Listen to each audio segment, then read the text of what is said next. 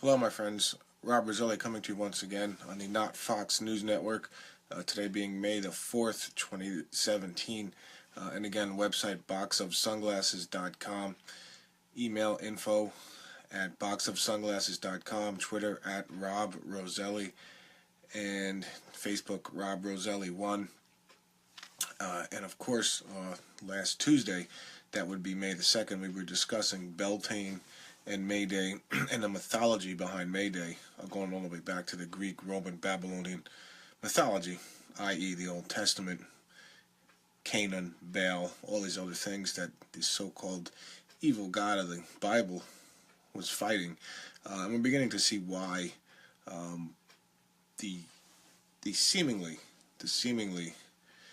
wrath of God, the evil wrath of God was unleashed on some of these people, okay, because it's manifesting itself in modern times under the umbrella of what is a legitimate cause, which should be environmental protection. But be that as it may, the radical genocidal maniacs, okay, the devil-worshipping psychopaths that run the world, that really run the world, not these buffoons you see on TV, these shills, these worms, these slime balls, okay, in the district of criminals and other places, passing themselves off as politicians and leaders. I'm talking about the real leaders of the world.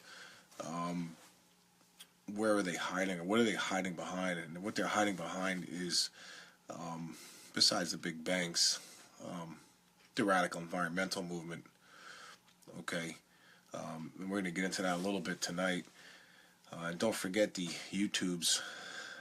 All the past shows are available on my YouTube channel. If you go to boxofsunglasses.com, there's summaries there. I mean, we spent several shows going through Matthew 24 line by line, the proper interpretation of Matthew 24. We went through stone temples, genocide, okay, these so-called God's so-called chosen people, okay, national Israel, which is just so stupid, and just ridiculous biblical theology. I can't even believe I have to say it and keep saying it, but the real meaning of the tribulation, okay, the end times, the rapture, okay, all that's discussed in those videos on Matthew 24, and that's broken down line by line. And by the way, you can read about Mystery Babylon in Revelation 17 and 18, line by line as well. And I can tell you that the common theme throughout is mythology, Gaia worship or Mother Earth worship, which again we're going to get into tonight a little bit. But so you're seeing the real deal.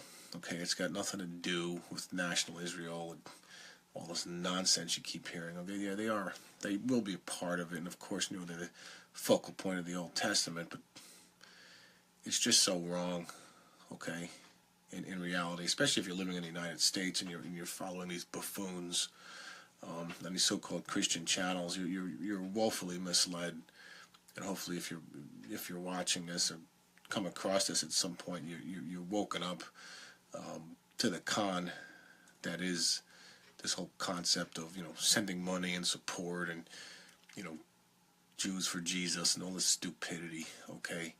Look, you're either Christian, born-again Christian, or you're not, okay? We're not combined with the Jewish people. We're not combined with national Israel. We don't wear yarmulkes. We certainly don't espouse the triangle up, triangle down, six-pointed star of Solomon, the devilish, literally the hexagram, as in hex, as in curse, the symbol of the devil known as the Jewish star, the so-called Star of David, okay?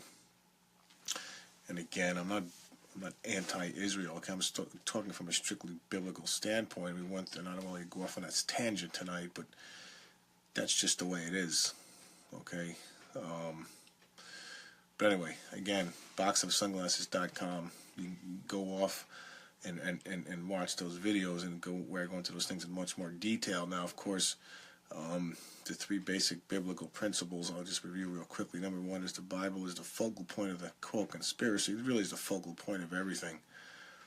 Okay. Number two, as I just mentioned, Israel is not God's chosen people, physical Israel. yeah, they had that title in the Old Testament, and yeah, they were regathered in May of 1948, National Israel. But you can read all about that very quickly in Ezekiel 36. Okay, and that's it. Where God says, yeah, I'm going to regather you again for my name, so people know that I'm true, nothing that you did. And we discussed this in the concept of the fig tree, the real symbolism and the real meaning of the fig tree. Okay, and the breakdown, again, on those videos on Matthew 24.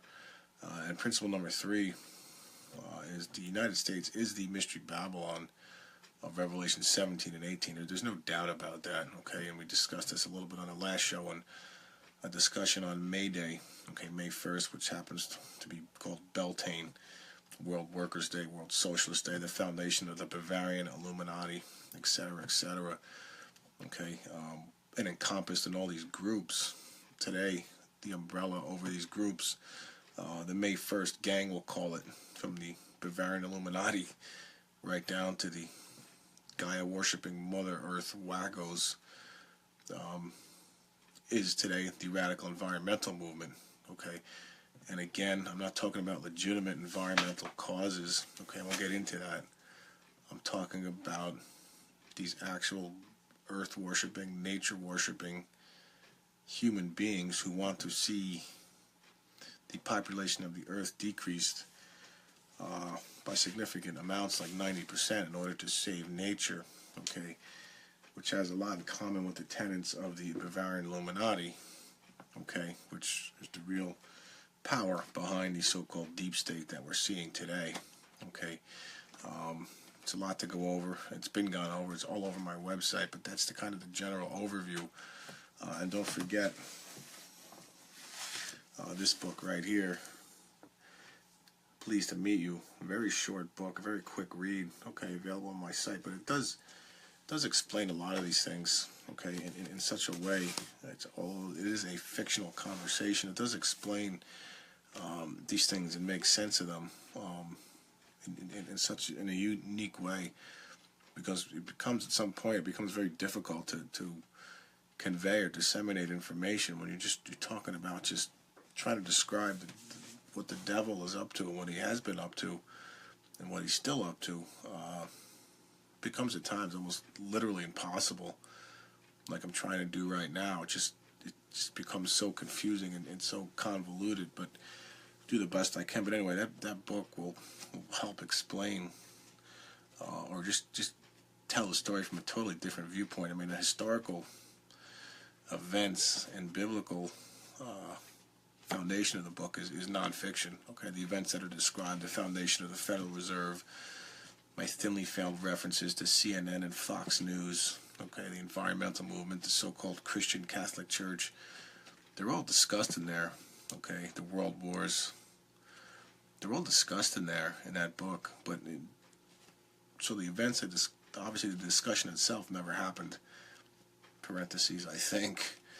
If you read some of the stuff that I read, then, it may not be that far-fetched that I believe that the devil really has had conversation with many of our leaders, so-called ancient aliens, and that's getting into Steve Quayle territory and these kinds of people, but I don't want to go off on that right now, but end parentheses. But anyway, let's just leave it as what it is for right now, as a fictional conversation between the devil and the so-called establishment or the deep state or whatever you want to call it, and it just helps to explain things, okay? But for tonight's focus, this is the other book for sale, The Un-American Genocidal Complex, okay? Gets into the nitty-gritty, a little more specifics on the real radical environmental movement, tracing it from its Darwinist roots, eugenics, which led to the American Eugenics Society. Eugenics are good genes, which sounds a lot like Adolf Hitler, which it should, because Adolf Hitler was created philosophically and financially right here in the United States. And then it follows through World War II. Well, obviously, you had the creation of the population control zealots in the abortion movement, okay? And Margaret Sanger was, of course, a fan of Adolf Hitler, as Adolf Hitler was a fan of hers. And, of course, she was the founder of the American Birth Control League, which you know today as Planned Parenthood. That's all discussed in the Un-American Genocidal Complex. And, of course, my first book here, available as a PDF download, Okay, again, the capitalist pyramid, the Illuminati, the all-seeing eye, etc., etc., the Federal Reserve System, the same money powers that are behind Al Gore, okay, in the environmental movement are right here. Okay, there's an immediate physical, just totalitarian, egomaniac factor involved in the money changers that are behind the environmental movement, as well as the more esoteric, back to nature worship of the gods of nature, Osiris, Pan, Dionysus, Baphomet, okay, and their female consorts, okay, cohorts of history, Isis, Diana, Gaia, of course, Mother Earth, Columbia, District of Columbia, which we've discussed, okay, the Capitol Dome, where all these a-holes that we call Congress people sit and do their three-ring circus every day, sitting underneath the dome of Columbia, okay, the female womb facing the male phallus, the 6,660-foot tall phallic symbol. Oh, excuse me, I said feet, I mean inches tall phallic symbol, okay, known as the Washington Monument, the phallic symbol of Osiris. Okay, but anyway, so we've discussed all that in the past, but let's focus on an inconvenient truth, okay? Because Al Gore apparently came across some information today that Al Gore's coming out, mad scientist Al Gore is coming out with something called an Inconvenient Truth Part 2, and the guy's a raving lunatic, okay? He's a multi-millionaire hypocrite, he owns whatever it was, 3 or 4 mansions, and I forget what the exact numbers are. Usually something like 20 times the amount of energy that the average American family uses. So in usual Animal Farm, white, liberal elitism, with Al Gore, and that's just the Hollywood and all these other jack-offs, these dummies in Hollywood, okay, these hypocrites with their private jets. It's do as I say, not as I do. Hypocrisy, it's the usual pile of crap, but that's too easy. Leave that nonsense for the Fox News, the Hannitys and the Limbaughs and these other sorts of people. Leave that simple nonsense for them. I'm not going to waste time on the hypocrisy of all these people. Something much bigger going on here with the un-American genocidal complex, also known as the Deep State. So if you go on to the New Age page of the site, okay, that being page 11, or excuse me, page 11, I call these pages, this kind of site is set up as a table of contents. So if you go on to New Age nature worship, okay, because that's really where Al Gore belongs, okay, and we'll just go through this link very quickly, okay, the Inconvenient Scientific Method. So obviously it's based on Al Gore's book, An Inconvenient Truth, okay, which also was a DVD, and just complete nonsense. And I break it down. Basically what I do here is I apply the scientific method to Al Gore and his book, and believe it or not, just to say it, I mean, in my opinion, and I don't profess to be the brightest scientist in the world. I have a civil engineering background, and current employment doesn't necessarily mean I'm some kind of nuclear physicist or whatever, but be that as it may, the scientific method is basically your screening analysis that you apply to some theory or postulate to see if it's worthy of investigation. So in this case, you would look at a situation like global warming, like can mankind influence the world's climate with carbon dioxide? Does carbon dioxide pollution that the mankind's putting out influence the world's climate? Now, I don't want to go off onto the whole climatology and chemtrails and control of the weather, all this sort of thing. The truth of the matter is, yes, that mankind can influence the weather, HARP and all this, and I know general about those things. I can't say I know a great deal, but let's just leave that alone right now. What we're focusing on here is the gas, carbon dioxide, which is part of the carbon-oxygen cycle. I mean, we breathe out carbon dioxide as animals. The plants take in carbon dioxide and churn out oxygen, so it's a cycle. It's a natural cycle, Okay, photosynthesis. Most people, hopefully, if they still teach this stuff, remember this from their basic high school biology class. That's what this is, basic fundamental high school biology. But be that as it may, I mean, the concept of global warming, I believe, it does pass the scientific method. So in other words, it doesn't mean it's a valid theory. It means that it's worth looking into. And the reason I say this is because if you look a city like Los Angeles or someplace like that, and they do have legitimate environmental problems, smog and this sort of thing, and as well as other cities, and air pollution, acid rain, and this sort of thing happens. So it's conceivable to say, okay, with 6 billion or 7 billion people on the planet right now, and who knows how many cars, millions, hundreds of millions of cars, I don't know, factories, and et cetera, it's conceivable that mankind, putting out all this carbon dioxide could cause some kind of balance of nature or natural cycle to go out of whack. It's not inconceivable. So it does pass what I call simply, maybe naively, the scientific smell test or the scientific method. So in other words, you can proceed on into the inconvenient truth. But let's just as an aside, an example of something that would not pass the scientific method is the whole theory of evolution.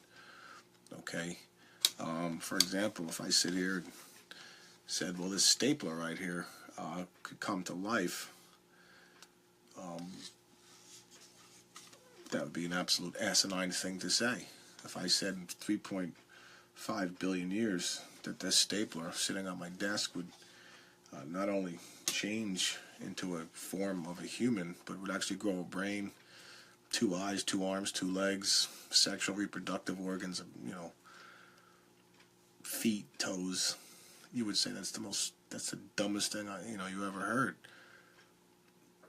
Just forgetting common sense and logic for a second, and these Ivy League asswipes, okay, who call themselves scientists, who espouse this crap, just think about it purely in a purely scientific, objective manner. There's no scientific basis to make that claim that stapler can become a human. As ridiculous as it sounds, when you hold it up to the scientific method, it doesn't come close to passing. For example, there's the law of biogenesis, okay, that says it's impossible to get life from non-life. Things that are not alive can't become alive. That's a scientific law, okay, as well as the law of thermodynamics. I mean, it's chaos theory, okay. Things tend towards, they decay. They tend to chaos. They fall apart. Okay, a live human being, when you die, you decay, you decompose. That's chaos. There's no energy being added. Okay, you're not taking in food, water. You stop breathing. You're dead. You decompose. Okay, so evolution would fly in the face of that. Okay, because you'd be adding design and intelligence to an inanimate object, and it's not decaying. It's doing the exact opposite of decay, which is observable in nature, and it's a scientific law. It's the second law of thermodynamics. Okay, so right there. So just based on those two very basic tenets, again, not to mention common sense and just basic logic, and you would decide that the law or the so-called theory of evolution doesn't come close to passing the scientific method. It falls flat on its face. Okay, I don't want to really spend too much time on this because we want to focus on Algor, but that's an example. That's a prime example of the scientific method being employed. It says, that's why is evolution so prevalent? Well, as we discussed on the evolution debates available on my website and discussed on this, it's because the evolutionists have made the assumption, the non-scientific assumption, that God does not exist. There is no God, so therefore this reality, this four-dimensional situation, 3 space and 1 time that we live in, that we call reality, had to be created from nothing because there is no God, which makes, again, evolution 100% a religion and a religious argument. It's the argument of atheism or of non-religion, okay? But I don't want to go off on that tangent right now, so just an example of the scientific method as it applies in 2 situations.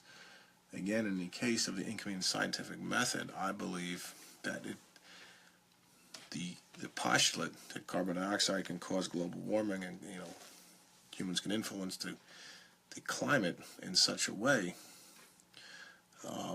I believe is a valid one, believe it or not. But then when you get into the body of Algor's book, An Inconvenient Truth, which is the veneer of science that gives these genocidal maniacs the cover they need to implement their carbon taxes and their growing, taking away valuable farmland to grow corn for ethanol, to fight global warming so they could starve people to death. And there's multiple articles from 10 years ago, and I stopped keeping track, and I can only keep up with so much. But if you go to the appendix, I forget what the appendix C maybe of this book, available as a PDF download, you can read, I don't know how many articles I have posted in there about how growing corn for ethanol is causing food riots and food shortages all over the world, and that was 10 years ago. So already this scam is killing off probably millions of people, so it's already working. Okay? You're not going to hear this on Fox News. You're not going to hear this on these other imbeciles. Okay? You're going to hear this stupidity. Oh, it's Al Gore and he's making money, and yeah, it's world government, and that's all true, but it's working. Okay? Millions of people are being killed by this scam as we speak, and have been being killed over the last 10 years plus. Okay? So, but let's just go through it, okay? Remember, the most people that have read the book and or seen a DVD, of course, Al Gore makes this thing about he has this hockey stick, this so-called hockey stick graph, and he takes what he's showing is his graph of carbon dioxide supposedly concentrations in the atmosphere, and then he has below that a graph of temperature, and they kind of look the same. He doesn't overlap them; they're separate. Okay, the X and Y axes, okay, the numerical axes are very weakly documented. Okay, and that's it. And nothing's really, in general, the numerical values on this guy's graphs are either very light or missing completely. Okay, there's no mathematical basis or validity to anything this guy says in this book. Okay, so he just makes that assumption. In other words, he made the assumption that carbon dioxide is causing global warming.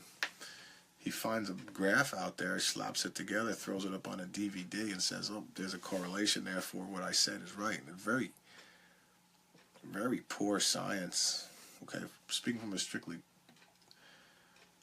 objective standpoint, then there's a graph. Now, I did happen to find a graph that really is very similar to the so-called hockey stick graph, and it's a correlation between carbon dioxide and global temperature from Nature magazine, October 2000.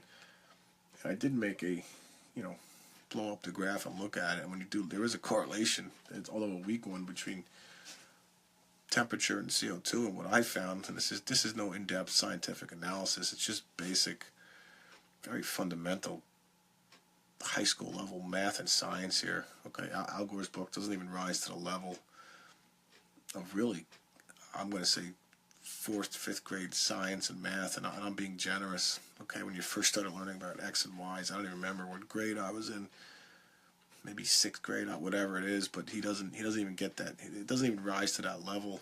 Okay, and this is supposedly the quote science behind the biggest environmental threat of our time. So in other words, it's a pile of crap.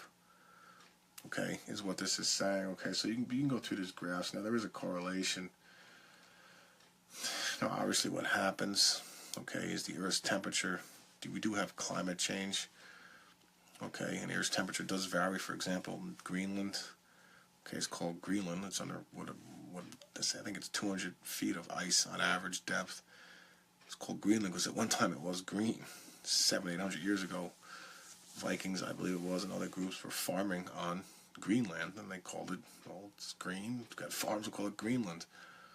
All right, so that's just one example. Okay, we could see climate change happening all over the Earth. Again, the chemtrails and the geoengineering stuff notwithstanding. Okay, and there is a correlation between temperature and CO2 concentrations. But the problem is, and it's just right here, this one by itself flies in the face of Algor's Inconvenient Truth, as well as the whole global warming climate change scam, is that the carbon dioxide levels rise after the Earth's temperature rises, according to this graph. And this is right, again, this is out of Nature magazine, and I'm not attesting to its,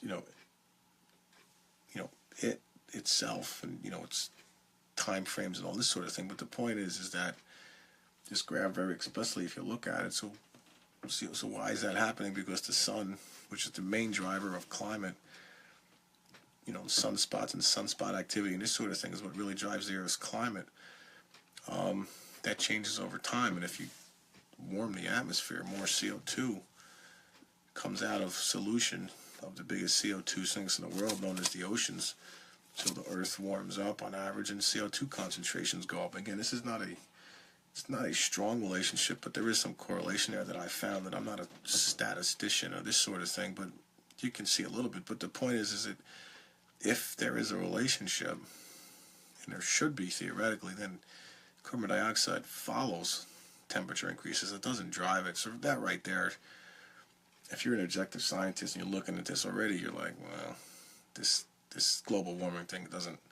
Yeah, it's a valid something to look at, but it doesn't add up. Okay, and then I just go through, carbon dioxide solubility in water. So of course there's a graph here to illustrate what I've just mentioned. Okay, I think this is from Brown University, ironically enough, an Ivy League school where a lot of this crap comes out of. So the same schools with good science, engineering, and medical schools, medical, and vaccines and all that. But anyway, but good, a lot of smart people, a lot of smart physicists and chemists and these sorts of people. On the same campus, you got the global warming a-holes putting out this nonsense. But anyway, this is a graph here from Brown University. And just the basic, basic high school chemistry. The solubility of most gases decreases with temperature. Okay, so if the Earth's temperature goes up, it's driven by the sun. It makes sense that carbon dioxide would be released from the oceans, which is what happens, and carbon dioxide goes up. Okay, simple. All right, and then there's another quantity of CO2. If you look at the quantity of CO2 compared to other greenhouse gases, other gases that really drive the Earth's temperature, it's fractions of a percent. Okay, it's 3.62% of greenhouse gases. Okay, 95% water vapor. Okay, and water vapor, again, according to actual scientists that oppose this global warming agenda, like Timothy Ball up there, and I think he's up in Canada, a well-known climatologist, John Coleman, founder of the Weather Channel. According to them, I've personally never run it. I've run plenty of computer models to simulate environmental situations, air pollution. I did have a class almost 30 years ago, but I'm not going to profess to be an expert in computer modeling, but I have done it, and I know enough about it to say that you can get a computer model as a useful tool. You can get a computer model to say anything you want. Okay, so in other words, if you don't account for the sun or water vapor in your computer model, and you make the assumption that carbon dioxide, and you're going to go with that assumption and not really test its validity, as I'm doing here, sure, you can invent a computer model. So yeah, you put CO2 in and the temperature's going to go up. You can do that. Okay, if you're funded by the United Nations or you're funded by NASA or some of these left-wing groups, universities, and you have that assumption. Okay, then sure, your computer model, there's temperature increases, and that's it. But just as an aside, if you think about how stupid that is, I mean, your local weather channel can't even get the temperature right within the next week. Okay, let's just say you look at the temperature forecast the next 5 to 10 days, it generally gives you a whole number. It gives you a range, low 60s, 60 to 65. When does you ever seen on the weather report it's going to be 62.1 degrees in city ABC on Monday? That's ridiculous. That's stupid. Why the hell do people think that there's computer models out there that can actually model the Earth's atmosphere 100 years out, which is what these environmental wackos want us to believe, to within 1/10 of a degree?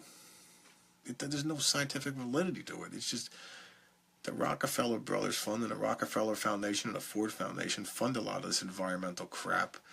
They produce pre-packaged answers, and voila, you have computer experts, and you have comment like Algor going out there and saying it's all true because the computer models and the experts say it's true. This is the pile of crap that's the so-called science behind the environmental movement. Okay, so then you get the CO2 is 3.6% of again of global warming gases.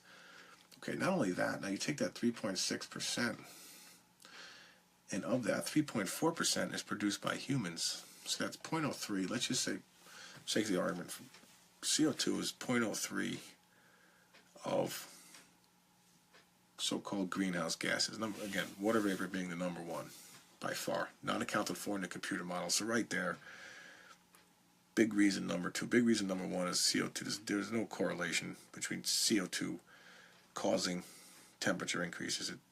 It's valid scientific theory, but in reality, it's not true. No, this is number two. Okay, so you got 0.03 CO2, not man-made CO2, just CO2 is a. So of that 0.03, mankind contributes 3% to that 3%. Okay, so you got 0.03 of 0.03.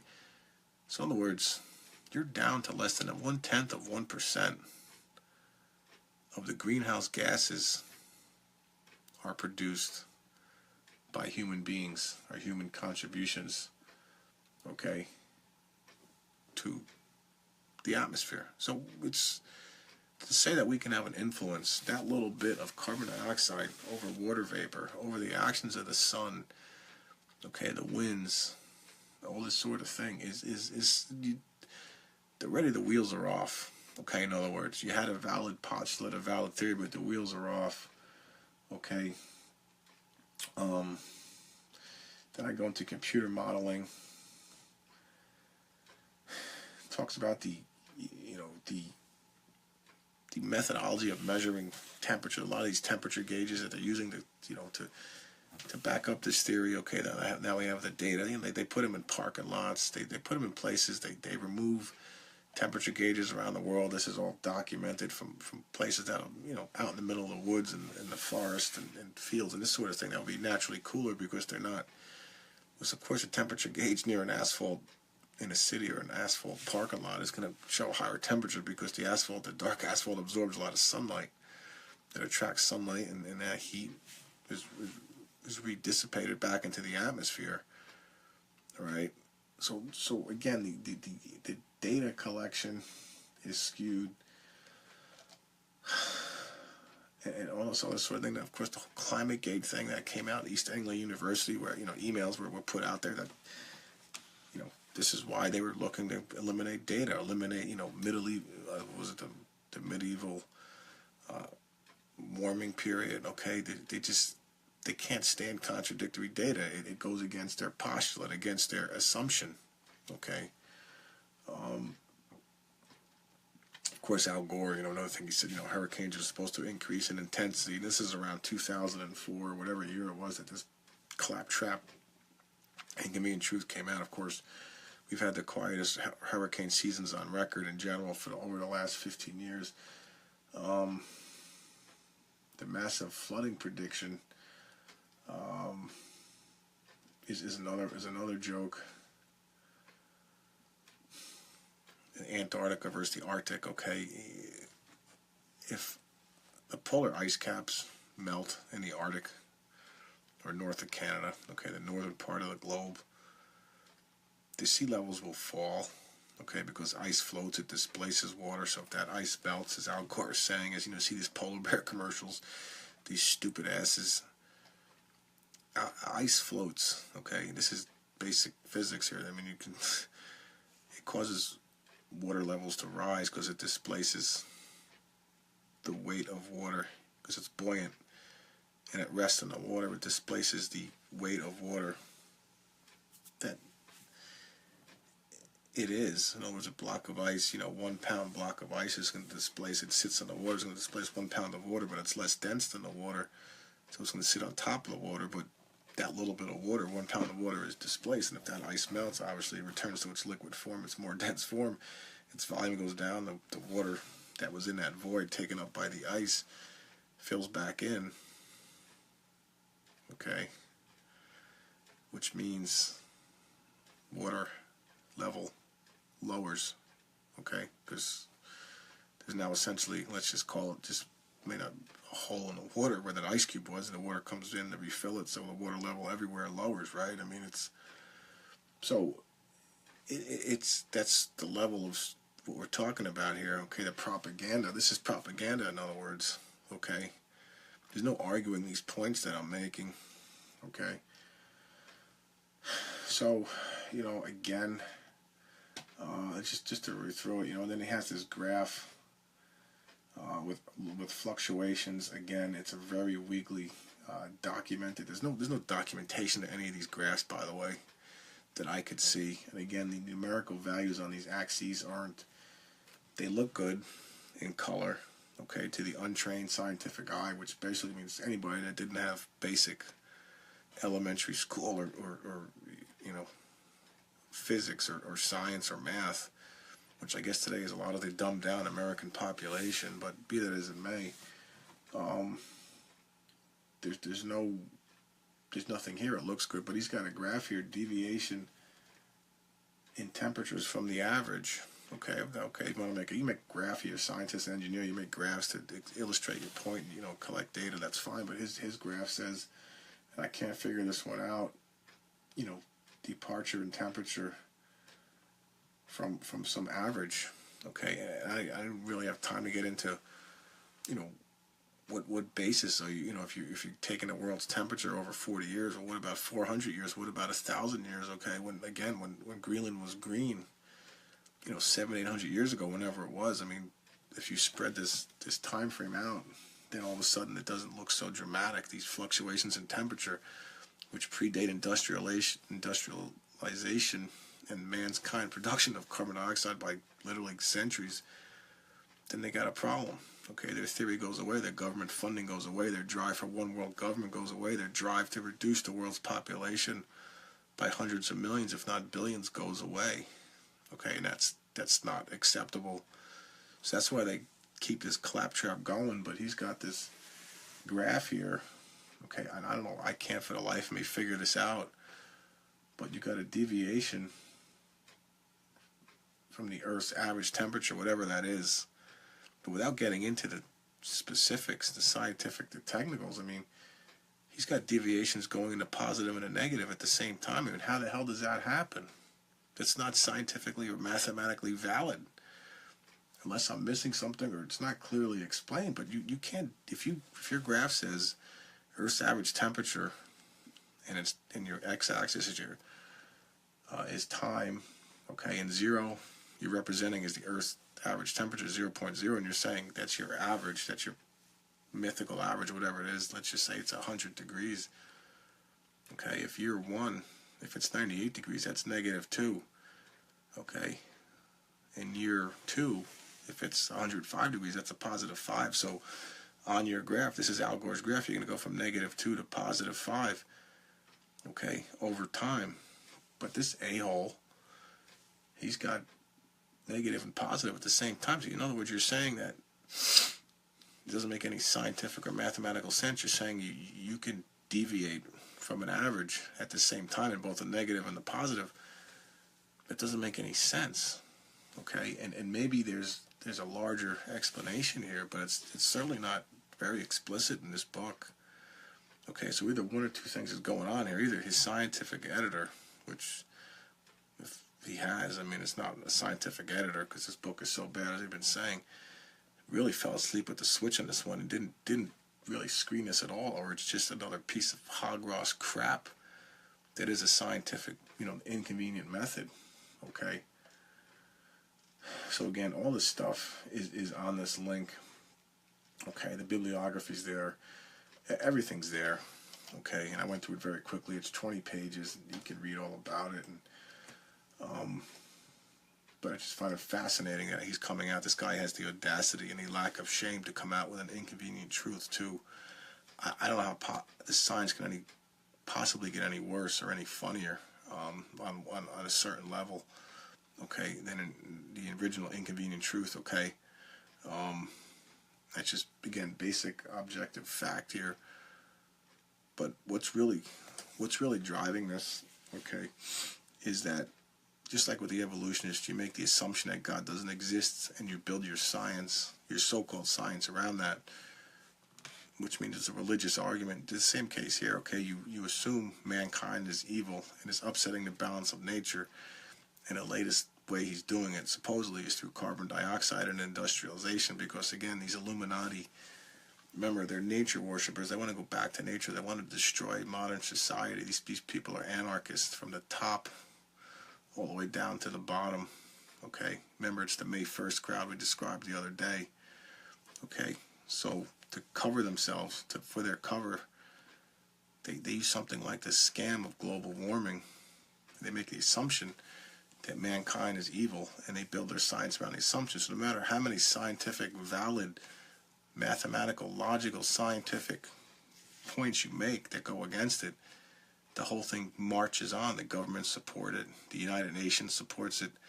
These dumbass college puke communist professors, these useful idiots, support it because it supports their thesis, not that it's valid science. That's it. That's the reason, in a nutshell, no pun intended. That's it. So they turn the scientific method on its head. They've made an assumption and built their science to validate that assumption, and they won't listen to anything or pay attention to anything mathematical, scientific, that contradicts their claim. It's that simple, okay? And if that's not good enough, then this explains why global warming, which was formerly known as global cooling, or could produce another ice age. In this articles, I have articles that show this. I remember even watching films in life sciences as a 7th grader saying, we're going to block the sunlight, we're going to have another ice age. This is back in the late 70s, early 80s, okay? And there's articles, and but then that switched to global warming. I guess the temperature data didn't really support, things are kind of getting warm, so maybe mankind is causing warming. So you can see a complete flip. So right there, that should send up the red flags. But then, what is the latest term for global warming? It's called climate change. Now, why is climate change? Climate change is awfully convenient. You go from cooling to warming. Now it's just climate change, because now what happens is, no matter what happens to the Earth's atmosphere, all bases are covered. If you get snow in places like Mali and New Orleans, well, it's climate change. The climate's going crazy because of mankind. If you get a 70-degree day in Chicago in February, well, it's not global warming anymore. It's climate change. See, the climate's changing because of mankind. You can't call it global warming if it's snowing in New Orleans, and you can't call it global cooling if it's 70 degrees in February in Chicago. So you call it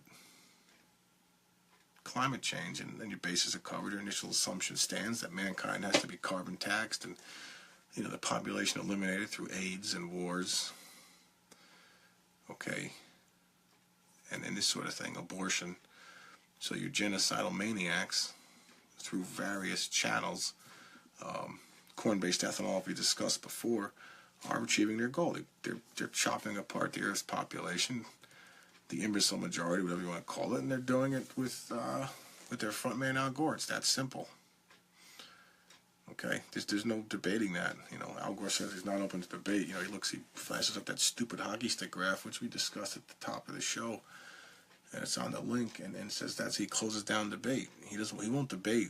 By the way, he'll fly around in his private jet, but he won't debate a legitimate climate scientist or a legitimate climatologist. He would get his ass chewed off. He knows that. He's not stupid. He's a con man, a swindler, and a devil for being the front man for these genocidal maniacs, and he'll have his time before the good Lord and spend his eternity in darkness, as we discussed on this show. But for right now, he's the front man for these devils running the world. Okay? So he'll go on stage in front of a bunch of stupid college kids and their puke professors and, elementary school kids that don't know any better, and they're dumb, whatever, science teachers, as they call themselves, and spew this crap, public education system. But he's not going to get on stage, and he's not stupid. Okay? Besides the fact that this thing collapses, he loses his private jet and his 4 or 6 mansions or whatever he owns. that all goes away. His stardom. So that's all this is. So all these dumbasses, out there. What was it, last week or the week before? Marching for climate, against the People's Climate Change March, whatever they want to call it. Yeah, good one. Go buy some more Algor books so we can buy a couple more private jets and increase his carbon footprint while you slave away working for this puke and his Federal Reserve government overlords. Anyway, but as usual, when you follow them purse strings, there's a much bigger show going on here behind the scenes. Okay, and it's called the Un-American Genocidal Complex.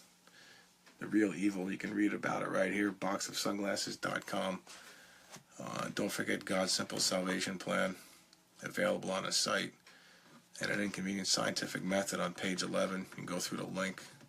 It's all there. It's all documented, objectively. No questioning it. I'm no expert, and I would love to debate Algor in a public forum, just to show what a dumbass he really is, and a con man. But again, it ain't gonna happen. boxofsunglasses.com. Good night and God bless.